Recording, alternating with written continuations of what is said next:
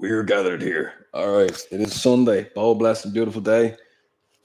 Getting ready to get up and get out there for church. But first, let's delve into page 46 from House of Leaves by Mark Z.Danielewski.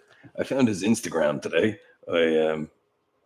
Yeah, that's what I have to get. That's what I have for you this week. God bless. Okay, here we go now. Jumping off the high board of reality into the pool of fantasy. Here we go. While Wordsworth poetics retain the literal properties and stay within the chronicle journalistic of echo, Hollanders find something else not exactly religious and and would be hyperbole but compassionate, which, as an echo of humanity, suggests the profoundest return of all. Aside from reoccurrence, revision, and commensuate. Hang on a second. Commen. Commiserate. Symbolic reference echoes also reveals emptiness. Since objects always muffle or impede acoustic reflection, only empty places can create echoes of lasting clarity. Ironically, hollowness only increases the eerie quality of otherness inherent in any echo. Delay and fragmented repetition create a sense of another inhabiting a necessary deserted place. Strange then how something so uncanny and outside of itself, even ghostly as some have suggested, can at the same time also contain a resilient comfort, an assurance that even if it is imaginary and at best the product of a wall, there is still something else out there, something to stake out in the face of nothingness. Hollander is wrong when he writes on page 55, the apparent echoing of solidarity words remind us that acoustic echoing in empty places can be a very common auditory emblem. Redolent of Gothic novels, as it may be of isolation and often an unwilling solitude. This is no doubt a case of natural echoes conforming to echoes' mythological mockery rather than affirming role. In an empty hall that should be comfortably inhabited, echoes of our voices and motions mock our very presence in the hollow space. It is not by accident that choir it is not by accident that choirs singing plasm are most always recorded with ample reverb. Divinity seems defined by echo.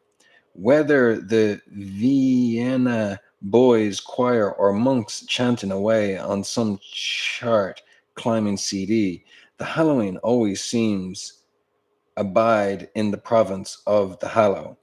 The reason for this is not too complex.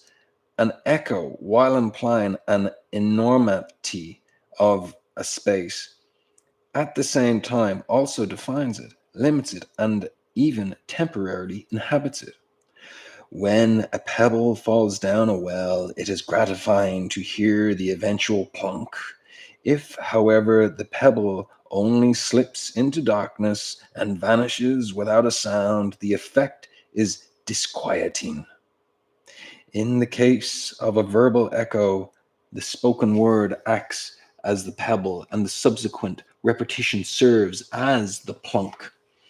In this way, speaking can result in a form of seeing.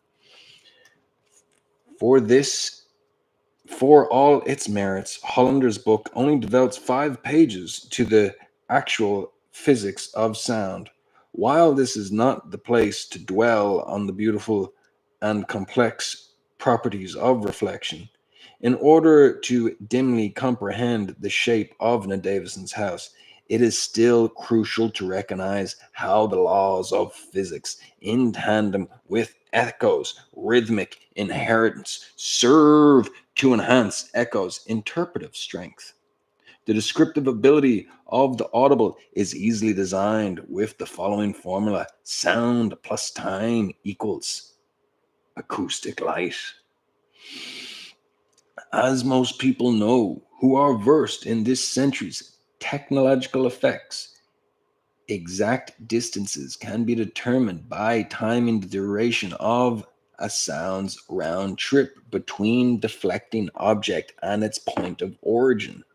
This principle serves as the basis for all the radar, sonar, and ultrasonics used every day around the world by air traffic controllers, fishermen, and obstetricians. Hang on a second. OBSTER. Excuse me, I didn't even spell it correctly. OBSTETRICIANS. Obstetricians.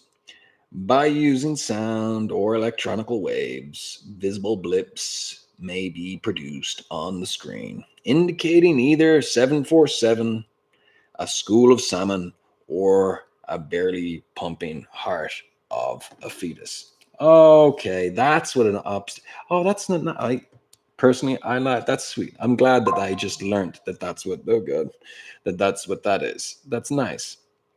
An obstetrician helps women who are pregnant with babies, doing the Lord's work, bringing life into the world. Anyway, of course, echolocation has never belonged exclusively to technology.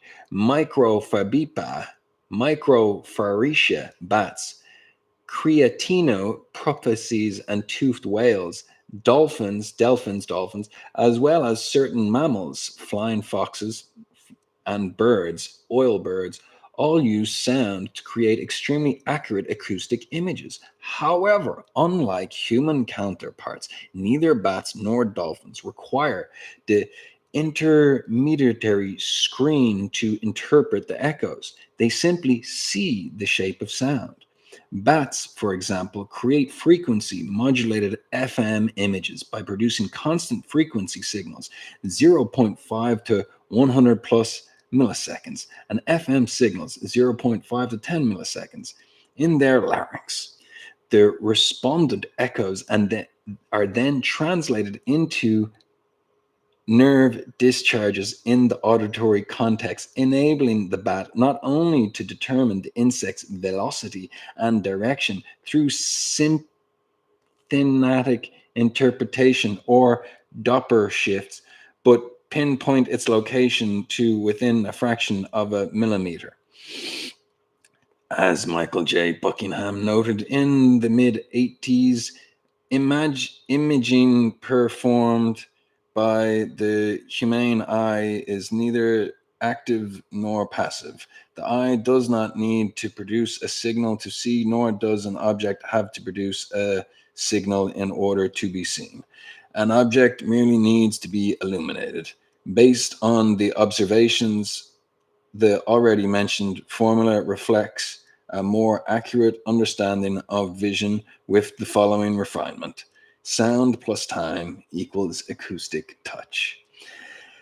As Gloucester murmured, I see it feelingly.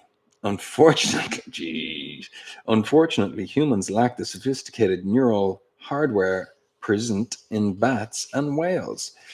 The blind must rely on feeble light and fingertips and the painful shapes of a cracked shin. Ooh. Echolocation comes down to a crude assessment of simple sound modulations, whether in the dull reply of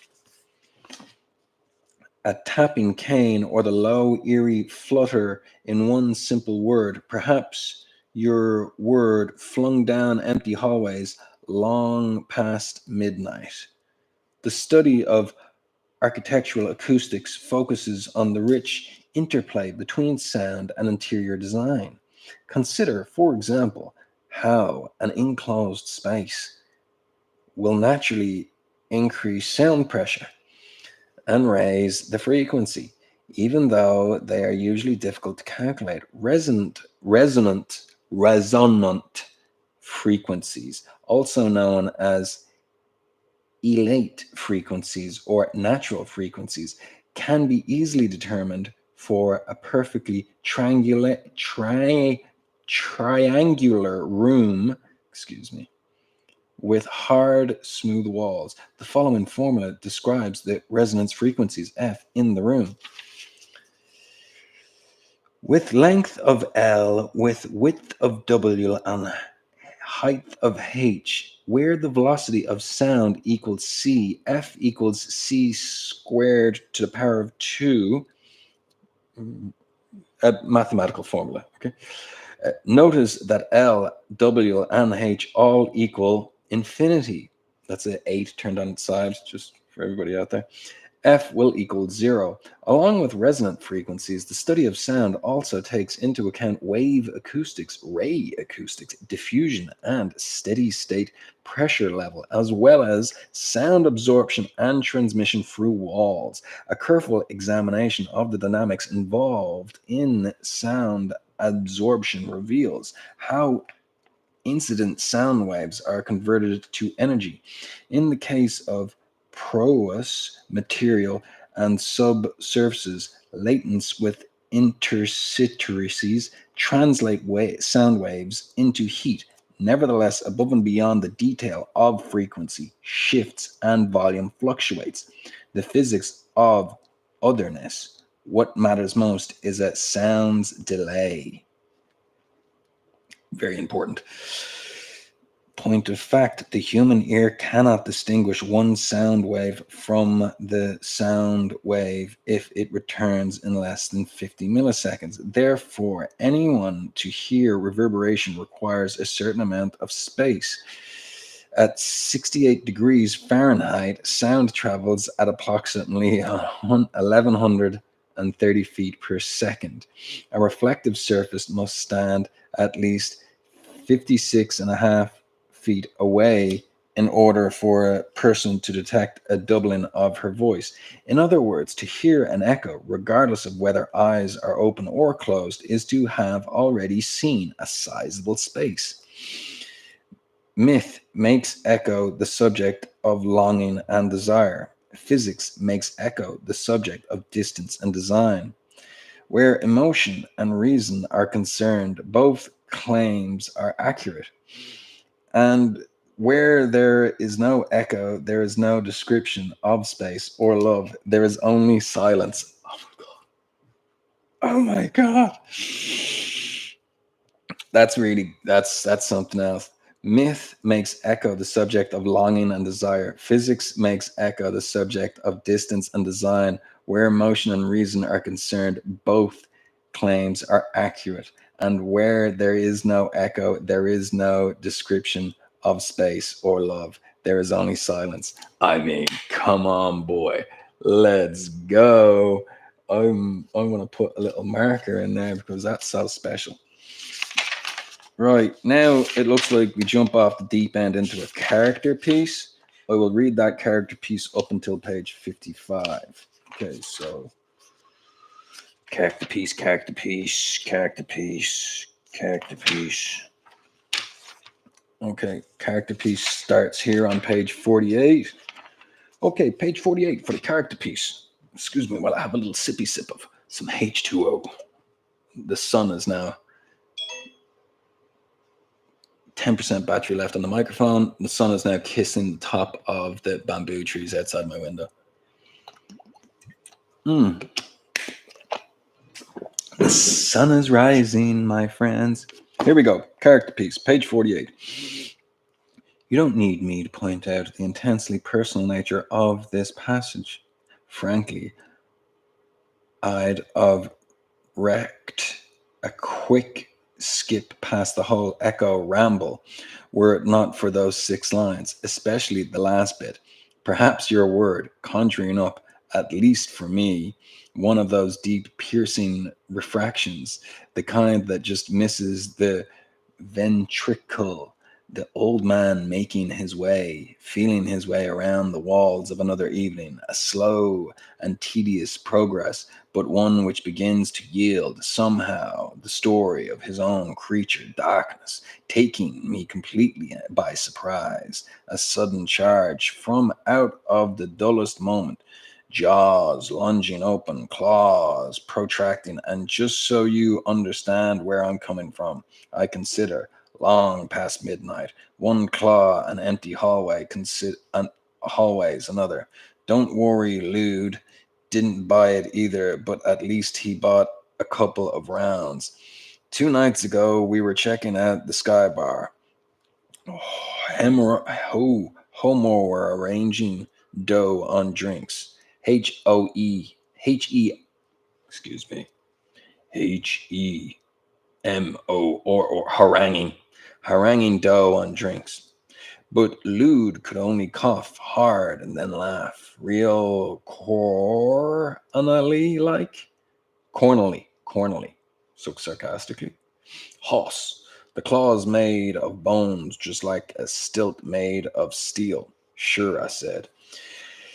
But it was loud there, and the crowd kept both of us from hearing correctly. And while I wanted to believe Lude's basics, I couldn't. There was something just so awful in the old man's utterance. I felt a terrible empathy for them. Living in that tiny place, pre-meted with the odor of age, useless blinks against the darkness. His word, my word, maybe even your word added to this, the ringing inside me like some awful dream, over and over again, modulating slightly, slowly, pitching my own defenses into something entirely different, until the music of that reoccurrence drew into relief my own scars drawn long ago, over 2 decades ago, and with more than a claw, a silhouette, or even an ancient Samuel O'Reilly at 1891, and their scars torn, ripped, bleeding, and stuttering. For they are first of all his scars, and the kind only bars of the EKG can accurately remember. The more precise, if incomplete, history, Q waves reflecting downward what must be considered the consentment of the QRS complex, telling the story of the past in fraction, that awful endurance and eventual letting go, the failure which began it all in the first place, probably right after one burning maze, but still years ahead of the other's loss. A horrible violence before the coming of that great whale, before the final drift, nod, macking a skid, twist and topple, his own burning years before the long rest, coming along in its own way, its own nightmare, perhaps even the folds of another unprotected sleep. So I like to imagine. Shivering wings, fragmented then and scattered like fish scales flung on the jet stream. Above the clouds, and every epic venture still suggested in those delicate, light cradled borders, other lands, sweeping the world like a whisper, a hand, even if salmon scales still slip through the words as easy as palmed prisms of salt will always slip through fingers, shimmering, raining, confused. And no matter how spectacular, forever unable to prevent his fall down through the silver, the salmon, away from the gold and the myriad of games held in just that word, suggesting it might have been Spanish gold. Though this makes no difference, still tumbling in REM. That's deep sleep, REM, rapid eye movement. Just let everybody know there. Dying and ambered even, or never, in a different light, and not waking this time before the hit, but sleeping right through it, the slamming into the ground at the what's going on here? At the bum. I beg your pardon. Sleeping through it, the slamming into the ground at terminal velocity too, like that. I'm using terminal velocity. That's a great phrase. The pound. That's what you do in judo. The bounce. What kind of off-air emergency code would that mark mean? The opposition of L's, not understood. Probably just X marks the spot. Unable to proceed. Then an awful second arc, the second descent after the sound, the realization that the sleep has just now delivered. That bloody handmaiden.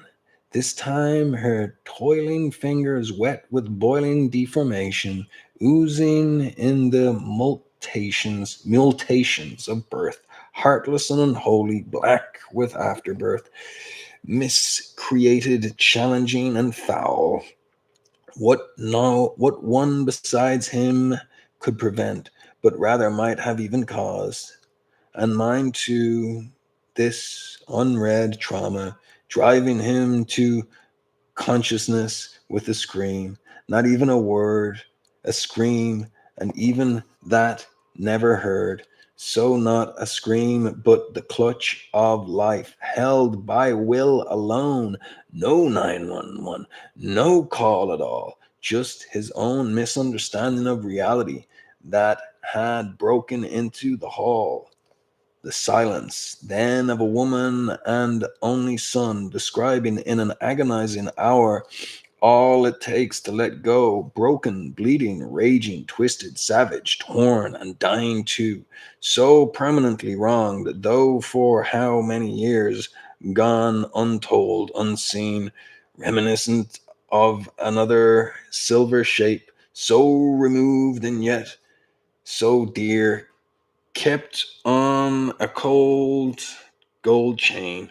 Years on, this fistful of twitching, injured life, finally recovering on its own until eventually, like a seed, convinced, born and grown.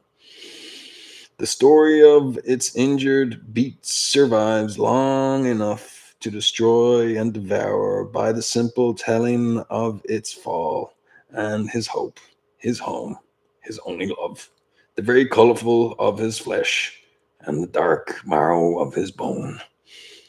You okay, truant? Lute asked, but I saw a strange glimmer elsewhere, confined to the sharp oscillations of yellow and blue, as if my retinal, my retinal view suddenly included, along with the reflective blessings of light, an unearthly conclusion with scent and sound, registering all possibilities of harm, every threat, every move, even with all that grinning and meeting and din. 1,001 possible claws. Of course, Lude didn't see it. He was blind, maybe even right. We drove down Sunset and soon veered south on the flats. A party somewhere, an important gathering of E-heads and cokeheads. Lude would never feel how empty hallways long past midnight could silence inside of you. Though I'm not so sure he wasn't silenced up just the same. Not seeing the rip doesn't mean you automatically get the get to keep clear of the hey I'm bleeding part.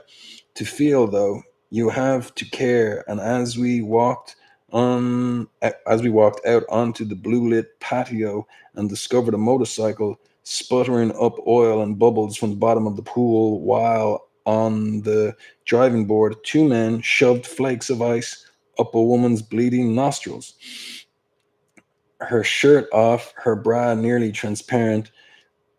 Sorry, that's kind of hot. I like it when bras are just those and you can see like anyway. Sorry, that's just that vision. Anyway, transparent bra. I mean, that's distracting. I knew Lude would. It's the morning time. Men's testosterone's highest in the morning. Okay, come on now. Come on now. I knew Lude would never care much about the dead. And maybe he was right. Maybe some things are best left untouched. Of course, he didn't know the dead like I did. And so when he abandoned with a bottle of Jack from the kitchen, I did my best to join him, obliterated my own caveats and graves. But come morning, despite my headache and the vomit on my shirt, I knew I failed. Inside me, a long dark hallway already caressed the other music of a single word. And what's worse, despite the amazement of chemicals, continued to grow.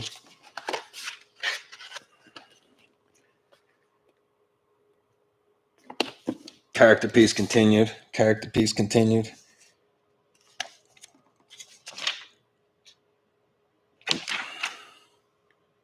Wait a minute. Is it continued?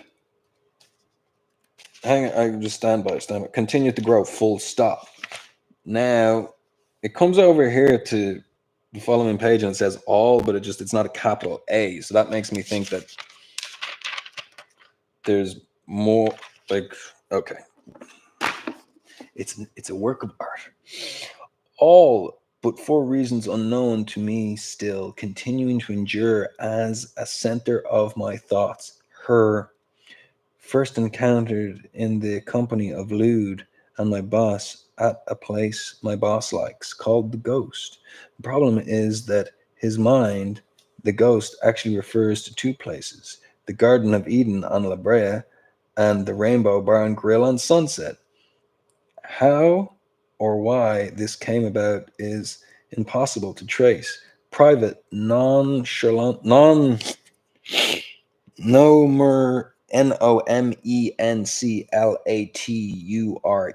private nomenclature seems to rapidly develop in the tight set upon circles. Though, truth be told, we were only set upon on a good day, and tight here should be taken pretty loosely. How then, you ask, do you know what's being referred to when the ghost gets mentioned?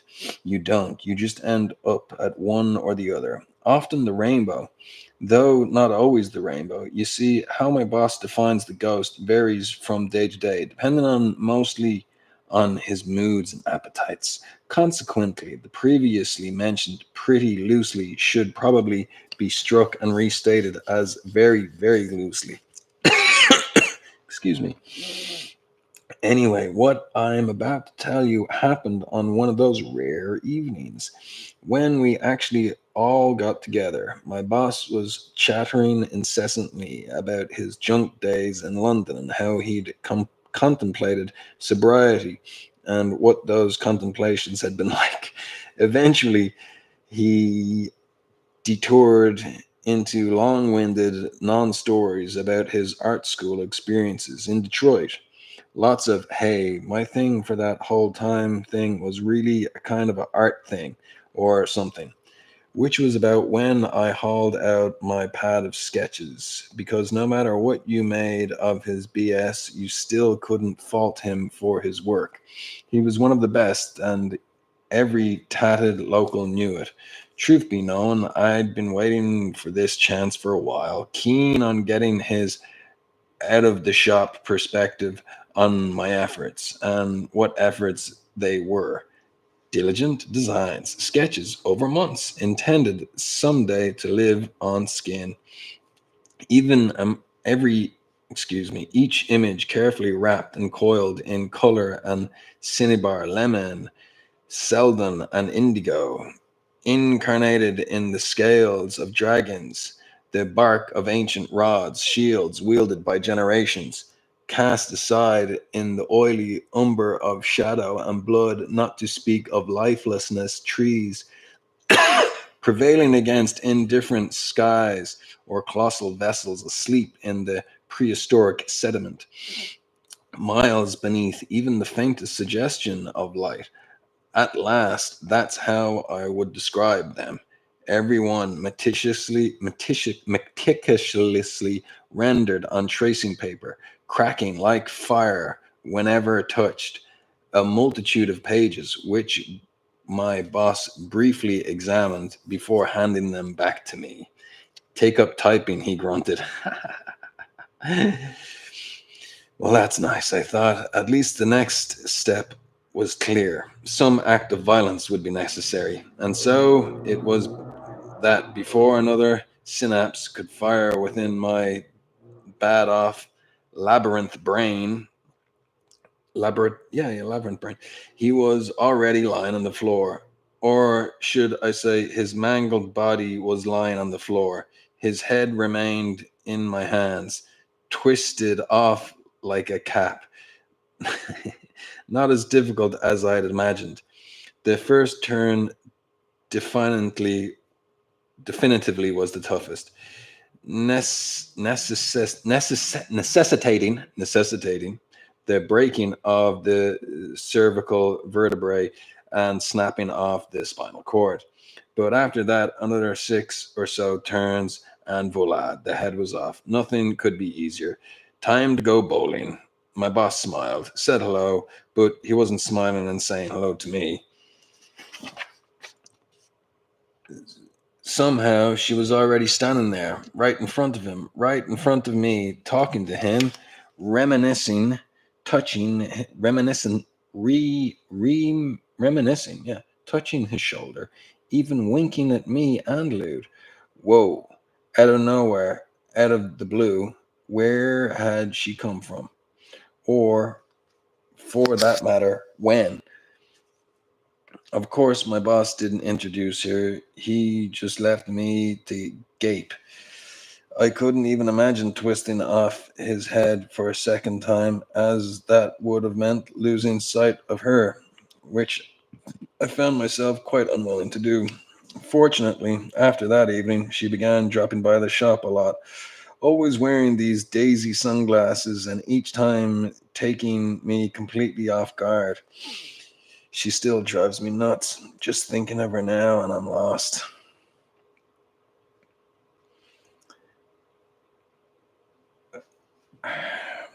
That happens. It happens. Um,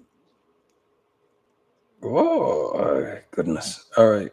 I did get now. I you know what I mean. Anyway, here we are. We are. I was lost, but now we're found. Lost in the smell of her, the way of her everything. She conjures up inside of me a mad rush of folly and oddly muted lusts, sensations sublimated faster than I can follow into. Oh hell, I don't know what into. I probably shouldn't even be using the word like supplement, but that's besides the point. Her hair reminded me of the shiny gold desert, wind brazen in the hot August sun, hips curving like colossal Norse, tits raising and falling beneath her blue sweatshirt the way the ocean will do long after the storm has passed. She's always a little out of breath when she climbs the flight of stairs leading up to the shop. One glance at her, even now in the glass of my mind, and I want to take off, travel with her. Who knows where either? Somewhere my desires suddenly informed by the something deeper, even known, pouring into me, drawn off some peculiar reserve, tracing thoughts of the drive she and I take, lungs full of that pine rasping air, out tracing something unpleasant, something burning. In fact, the entire coast, along with tens of thousands of acres of inland forest, is burning. But we're leaving. We're getting away. We're free. Our hands battered by the clutch of holding on. I don't know what to, but holding just the same. And cheeks streaked with wind tears. And now that I think of it, I guess we are on a motorcycle, a Triumph. Isn't that what Lude always talks about buying? ascending into the colder and brighter chimes. And I don't know anything about bikes, let alone how to drive one. And there I go again. She does that to me. Like I already said, it drives me nuts. Gosh, Triumph bike. That's a powerful bike. Hello. That was the first word she ever said to me in the shop. Like hi, either. More like hello, is anyone home? Hence the question mark. I wasn't even looking at her when she said it. Just started blank excuse me. Just started blanking down at my equally blank pad or tracing paper, probably thinking something similar to all those ridiculous sappy thoughts I just now recounted about road trips and forest fires and motorcycles, remembering her even though she was right there in front of me, only a few feet. Hey asshole, my boss shouted. Hang up her fucking pants. What's the matter with you? Something would have to be done about him. But before I could hurl him through the plate glass window into the traffic below, she smiled and handed me her bright pink flip flops and white Adidas sweats.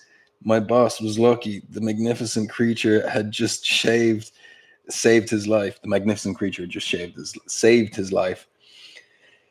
Gratefully, I received her clothes, lifting them off her fingertips like they were some scared vesture bestowed on me by the Virgin Mary herself.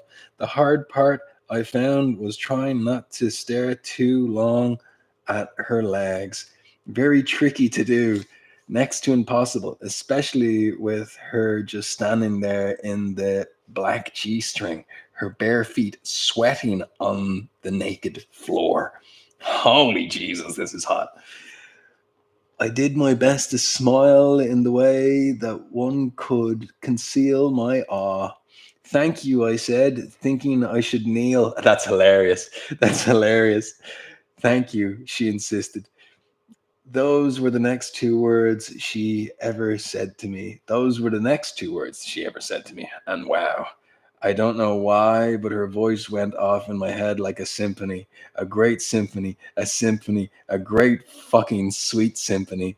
I don't know what I was saying. I don't know. I know exactly shit about symphonies. What's your name? The total suddenly climbing to the impossible six words. Johnny, I mumbled, promptly earning four more words, and just like that, nice to meet you, she said in a way that almost sounded like a plasm. And then, even though she clearly enjoyed the effect she was having on me, she turned away with a wink, leaving me to ponder and perhaps pray. At least I had her 10 words. Hello, thank you, what's your name? Nice to meet you. 10 whole fucking words. Wow, wow, wow. And hard as this may be for you to believe, I was reeling. Even after she left the shop, an hour or so later, I was still giving serious thought to petitioning all major religions in order to have her defiled. In fact, I was so caught up in the thought of her, there was even a moment where I failed to recognize my boss. I had absolutely no clue who he was. I just stared at him, thinking to myself, who's this dumb mutant and how the hell did he get up here? Which turns out I didn't think at all, but accidentally said aloud, causing all sorts of mayhem to ensue, which not worth delving into now. Quick note here. If this crush slash swooning stuff is hard for you to stomach, if you've never had a similar experience, then you should come to grips with the fact that you've got a TV dinner for a heart. And might want to consider climbing inside a microwave and turning it on high for at least an hour, which if you do consider only goes to show what kind of idiot you truly are, because microwaves are way too small for anyone, let alone you, to climb into. Quick second note: if that last paragraph didn't apply to you, you may skip it and proceed to the next part. As for her real name, I still don't know it. She's a stripper at some place near the airport. She has a dozen names. The first she came into the shop, she wanted one of her tattoos retouched, just an inch away from her perfectly shaved pussy. She announced very matter of factly, only to add somewhat coyly, slipping two fingers beneath her G string and pulling it aside. No need to wink now. The happiest place on earth.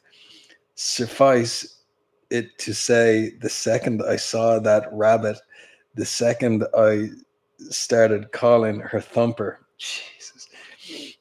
I do admit it seems a little strange, even to me, to realize that even after 4 months, I'm still swept up in her. Lude sure as hell doesn't understand it.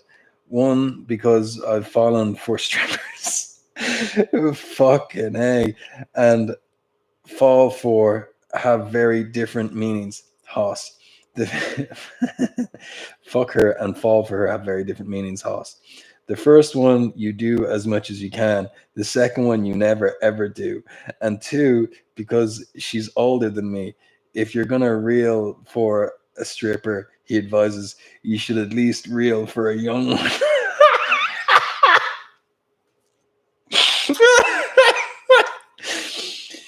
They're sexier and not as bent. Whoa, which is true. She does have a good 6 years on me, but what can I say? I'm taken. I love how enthralled she remains by this festival of living, nothing reserved or even remotely ashamed about who she is or what she does, always talking blue streak to my boss about her 3-year-old child, her boyfriend, her boyfriends, the hand jobs she gets extra for, 11 years of sobriety, her words always winding up the way it feels to wake up wide awake, everything about her awakening at every moment, alive to the world and its quirky opportunities, a sudden rite of spring, Thumper's spring, thoughts spring, already sprung, rabbit, and now April's ruling April's, looming April's, fooling around in yet another round for this year's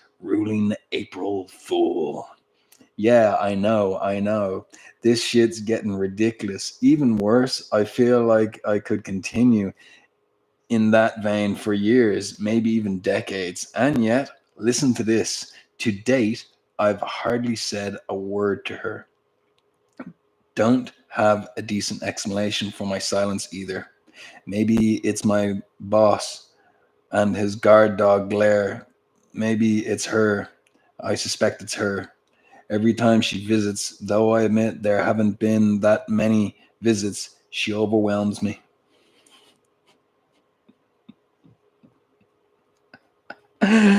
Oh, it doesn't matter that she always gives me a wink and sometimes even a full throated laugh when I call her Thumper. Hi, Thumper. Bye, Thumper.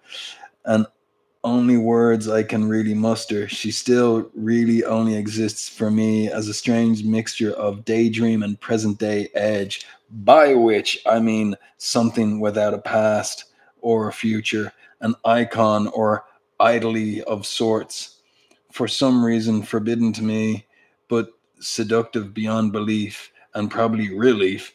Her image feeling permanently fixed within me, but not new, more like it's been there all along, even if I know that's not true.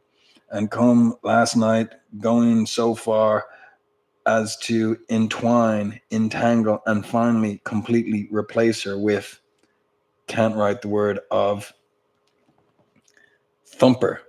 Flashing eyes, her aching lips, her heart ending moans, those I had imagined an ongoing list so minute and distracting that long after, when the sheets were gathered, wet with sex, cold with rest, I had not known I had not known who lay beside me, and seeing this stranger, the vessel of my dreams, I withdrew to the toilet, to the shower, to my table, enough racket and detachment to communicate an unfair request.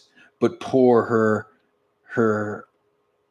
poor her, she heard it, and without a word dressed, and without a smile requested a brush, and without a kiss left, leaving me alone to return to this passage where I discovered the beginnings of a sense long since taken by Struan, leading me away on what I guess amounts to another hopeless digression. Perhaps when I'm finished, I'll remember what I hoped to say in the first place. All right. Next time, we start on page 55. Thank you for joining me on this bold, blessed, and beautiful Sunday. Keep rocking what you got. Keep doing what you do because you do it so well. See you next time. Yeehaw. Ooh, press the button. We did press the button. Oh, here we go.